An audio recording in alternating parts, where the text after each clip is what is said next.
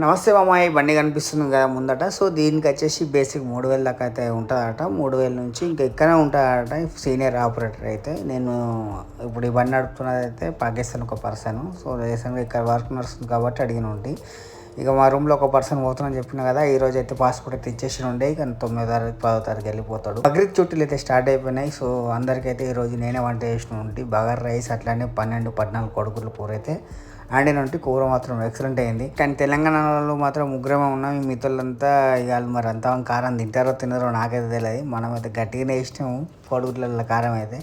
ఇక బగార్ రైస్ చేసుకొని మేకలు 2 కోడిగుడ్లు కూర వేసుకొని తింటే మాత్రం కూర మాత్రం ఎక్సలెంట్ అంటే ఎక్సలెంట్ అయింది.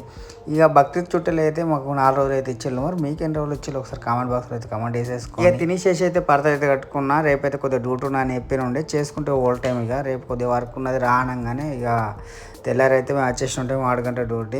కొద్దిగా 2-3 బండ్లు అయితే వచ్చి ఉండే అప్లోడింగ్కు. అట్లనే అప్లోడింగ్ చేసుకొని అవుట్ సైడ్ వారికి అయితే కంప్లీట్ చేసేసుకొని ఇక రూమ్కి అయితే వెళ్ళిపోయిన ఉంటాయి. ఇది రోజులో